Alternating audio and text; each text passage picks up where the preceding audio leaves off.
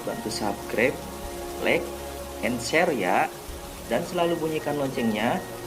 Terima kasih. Halo Sobat Jonah History. Sebagai makhluk yang paling dimuliakan Allah Subhanahu wa Ta'ala, manusia patut bersyukur atas segala karunia yang diberikan olehnya. Manusia diciptakan dengan bentuk terbaik dari segi fisik maupun nilai-nilai luhur yang terkandung di dalam jiwa. Manusia bahkan lebih mulia dari para malaikat jika dapat memaksimalkan karunia akal dan mengendalikan nafsunya. Namun, juga dapat lebih rendah dari binatang jika hawa nafsunya dibiarkan liar tidak terkendali. Berikut keturunan dan prajurit iblis dan tugas-tugasnya. Seorang pakar tafsir terkemuka, Imam Mujahid, sebagaimana dikutip Syekh Abdul Rauf Al-Manawi, menyebutkan bahwa iblis memiliki keturunan dan prajurit yang terstruktur rapi. Mereka bekerja sesuai bidangnya masing-masing. Berikut penjelasannya. Al-Syabru, makhluk satu ini selalu berurusan dengan segala bentuk cobaan yang menimpa manusia. Setiap kali manusia mendapatkan cobaan akan dibuatnya galau dan tidak sabar menerimanya. Segala ekspresi berlebih dikala mengalami musibah seperti menangis histeris, depresi, mengamuk, dan tradisi jahiliyah lainnya yang berhubungan dengan pengaruh Al-Syabru. Al-Awwar bertugas di bidang tindak asusila.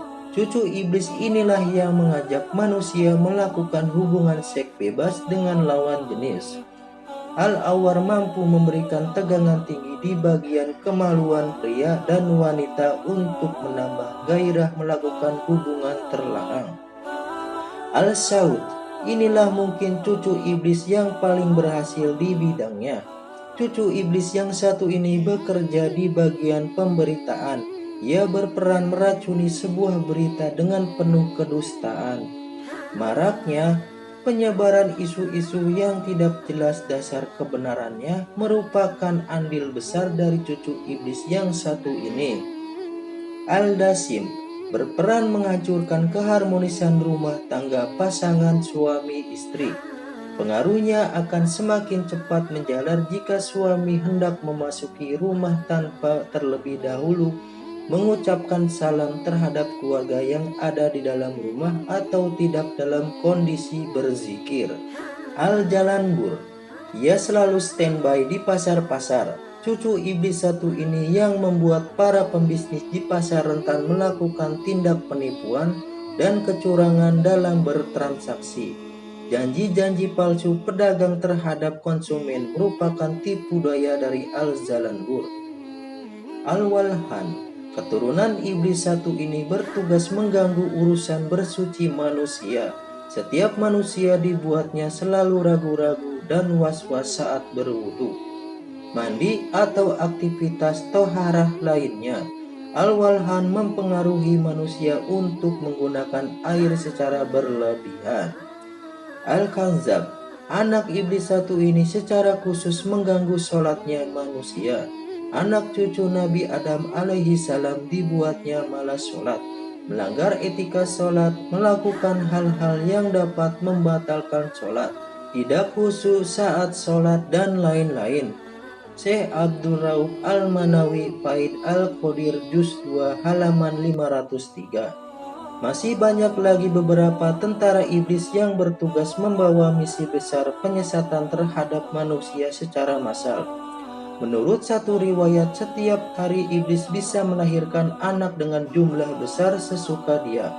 Setiap prajurit yang berhasil menyesatkan manusia dijanjikan iblis mendapat mahkota yang tinggi sebagaimana disebut dalam hadis riwayat Ibnu Hibban, Al-Hakim, dan Al-Tabrani dari hadisnya Abi Musa Al-Asy'ari berupa hadis marfu.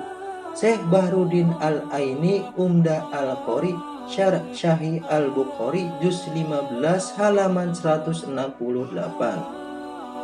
Iblis dan para prajuritnya sadar benar bahwa vonis kutukan Allah Subhanahu wa Ta'ala takkan pernah dicabut kembali, sehingga mereka bergerilya bahu-membahu dari generasi ke generasi dengan satu misi untuk menjerumuskan manusia yang mereka anggap sebagai anak emas Allah Subhanahu wa Ta'ala.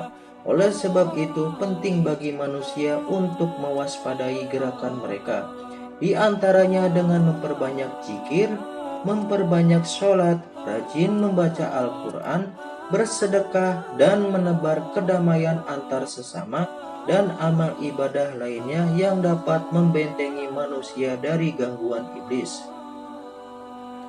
Godaan iblis tidak hanya kepada orang-orang awam saja, tapi juga menyerang orang-orang soleh dan ulama, bahkan lebih gencar lagi. Setinggi apapun kualitas ibadah dan keilmuan manusia, iblis akan terus berusaha menyesatkannya selama manusia masih hidup. Tidak sedikit pun mantan orang soleh dan ulama yang dijerumuskan iblis sehingga mengalami akhir hayat yang buruk. Nauzubillahi min dzalik. Oleh karenanya, para ulama tasyawuf mengajarkan agar tidak mudah jumawa atau memvonis buruk kepada orang lain. Sebab kita tidak akan pernah mengetahui akhir dari kehidupan kita. Semoga kita senantiasa diberi perlindungan oleh Allah Subhanahu wa Ta'ala dan mendapat husnul khotimah. Amin ya Allah ya Rabbal Alamin.